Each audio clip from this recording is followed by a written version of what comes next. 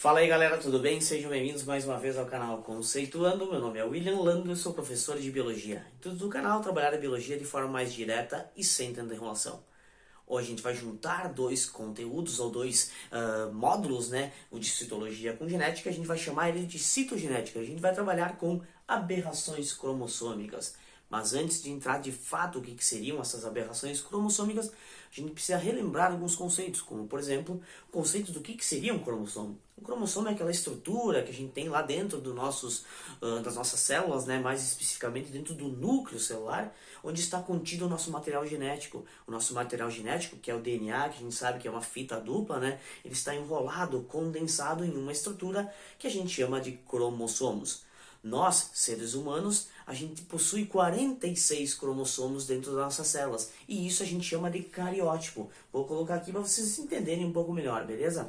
O cariótipo humano, então, ele é constituído por 46 cromossomos ou 23 pares. Por que 23 pares? Porque sempre vem um cromossomo da mãe e um cromossomo do pai. E eles pareiam, né? Eles são os homólogos, eles ficam um ao ladinho do outro, completando o seu par. Beleza? Esses 23 pares resultam, ao final, então, 46 cromossomos. Cabe lembrar também que, desses 46 cromossomos, 44 deles são autossômicos. E os outros dois, né, os dois últimos lá, são os cromossomos sexuais. São aqueles que irão definir o sexo do indivíduo. Se eu tiver, ao final, lá, dois cromossomos X, eu teria um indivíduo fêmea. Se eu tiver lá ao final um cromossomo X e outro Y, eu terei um indivíduo macho. Agora que a gente relembrou o que é um cromossomo, o que é um cariótipo, a gente vai entrar de fato o que seriam essas aberrações cromossômicas.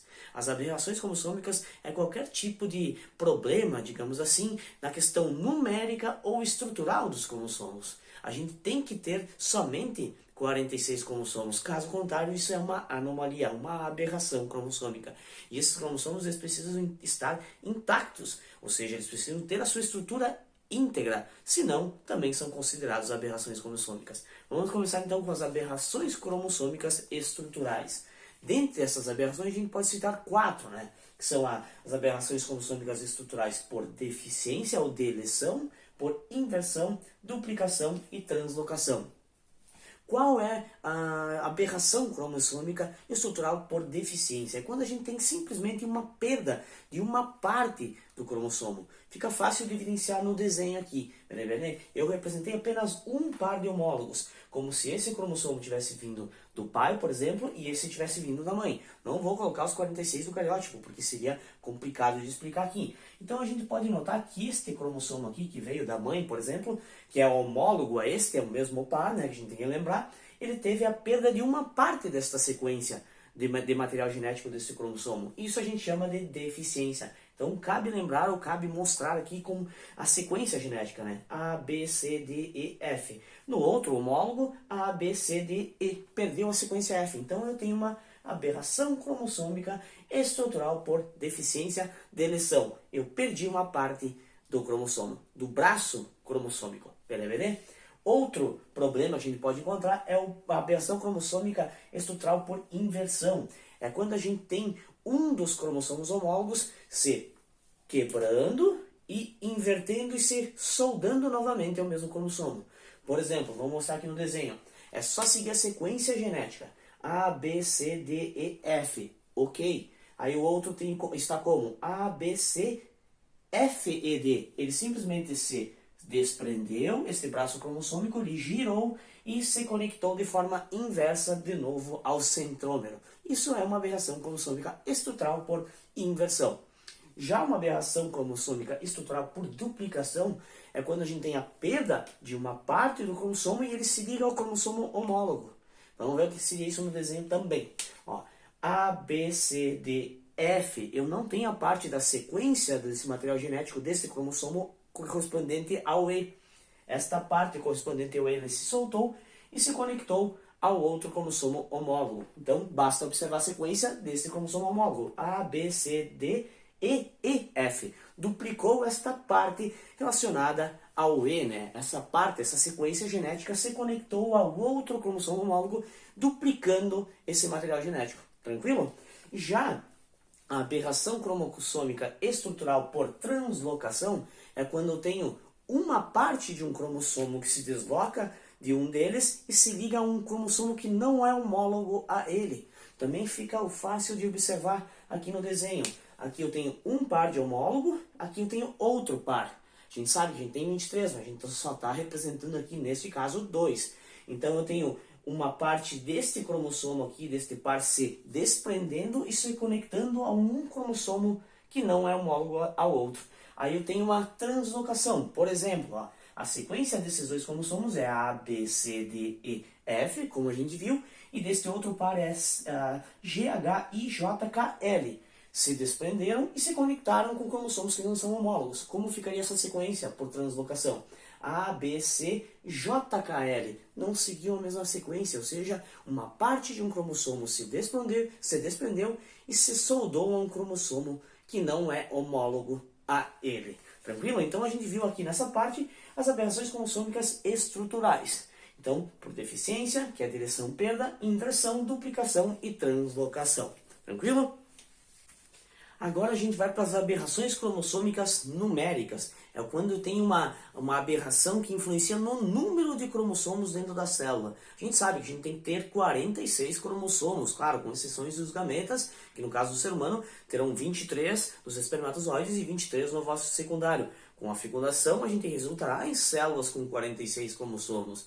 Então, a gente sabe que esse número tem que se manter igual ou constante. Caso contrário, se eu tiver 45, 47, a gente tem uma aberração cromossômica numérica. Vamos ver como é que seria isso. Então, dentro das aberrações cromossômicas numéricas, a gente pode separar em dois grupos, que são as euploidias e as aneuploidias. Dentro das euploidias, também a gente divide em dois grupos, que é a haploidia e a poliploidia. A haploidia é quando a gente tem a formação de indivíduos haploides. Ou seja, é como se nós tivéssemos um ser humano e todo ele fosse formado por apenas 23 cromossomos. A gente seria um ser haploide, N, não 2N ou diploide que nem a gente é. Beleza? Tranquilo? Esses seres haploides, claro que não tem como um ser humano sobreviver assim, obviamente, né? Não tem esse tipo de aberração no ser humano, mas a gente consegue observar lá nas abelhas, né? O zangão. O zangão é um ser haploide, ele é infértil. Ele se prolifera através de um óvulo não fecundado da rainha. Então a rainha vai lá, através de um óvulo não fecundado, e cria os zangões, que são seres haploides, seres N, não são seres diploides, tranquilo? Já na poliploidia, a gente pode dividir também em alguns grupos, como triploidia, tetraploidia, pentaploidia e hexaploidia. O que seria isso? É quando a gente tem acréscimos no número total do cariótipo. Se eu sou um indivíduo com 2N, diploide, com 46 cromossomos, se eu fosse triploide, eu teria 69 cromossomos nas minhas células. Isso também não tem como ocorrer no ser humano. É impossível, a gente não consegue sobreviver dessa forma. Logo, a gente observa essas poliploidias em algumas plantas também. Então, quando a gente tem aqui triploidia, a gente pode chamar de 3N, tetraploidia, 4N, pentaploidia, 5N, hexaploidia, 6N. Então, poliploidia. Já nas aneuploidias, a gente também pode dividir em alguns grupos, que são a monossomia, nulissomia e a polissomia. Vamos começar com a monossomia. A monossomia nada mais é que a perda de um homólogo. Se eu tenho 46 cromossomos e um dos pares lá, por exemplo, eu vou ter a perda de um cromossomo homólogo, daí eu vou ficar com 45 e não mais com 46. A gente consegue observar essa aberração cromossômica em algumas mulheres, porque isso afeta mulheres. E a gente chama um tipo dessas aberrações de síndrome de Turner, ou seja, a gente representa desta forma, 45,x0. Zero por quê? Porque eu perdi um cromossomo. Lá, o último par sexual, eu não tenho nem X nem Y, eu só tenho um X. Por isso que isso afeta mulheres. Então, síndrome de Turner, a gente representa desta forma. 45, porque eu perdi um cromossomo, já não é 46,x0. Beleza? Já na nulissomia, a gente tem a perda de um par de cromossomos. Isso também é impossível, assim, de um ser humano sobreviver a isso. Se um ser humano, ou se um embrião ele se desenvolve com nulissomia, provavelmente ele, depois do terceiro mês, por aí, ele acaba morrendo, perecendo. Então é a perda de um par, daí a gente representa como 2N menos 2. Por quê? Porque é um indivíduo diploide, mas com menos 2 cromossomos, com uma falta de um par lá. Beleza? Tranquilo? Na polissomia é quando a gente tem acréscimos de cromossomos, ou seja, a gente chama isso de trissomia, tetrassomia ou pentassomia. Na trissomia, a gente tem o acréscimo de um cromossomo dos 46, por isso a gente representa dessa forma, ó.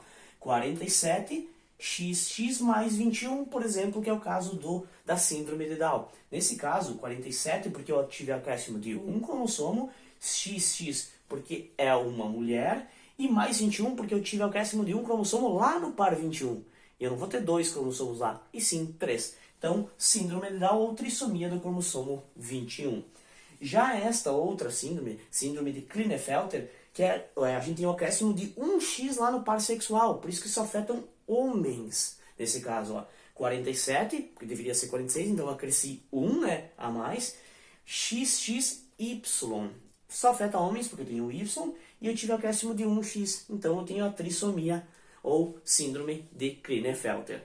Já na tetrassomia, a gente tem o acréscimo de 2 cromossomos X lá no último par. Daí eu ficarei com 4 cromossomos ao final, naquele cromossomo sexual. Então eu represento desta forma. 48, porque eu tive acréscimo de 2, mas, vírgula, XXXX, tetrassomia, 4 cromossomos X lá naquele par sexual.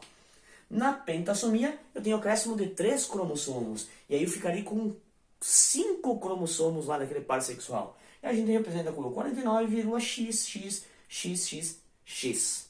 Nessa aula, então, a gente trabalhou sobre aberrações cromossômicas estruturais e numéricas. Eu quero que você curta o canal, compartilha e bora para a próxima aula.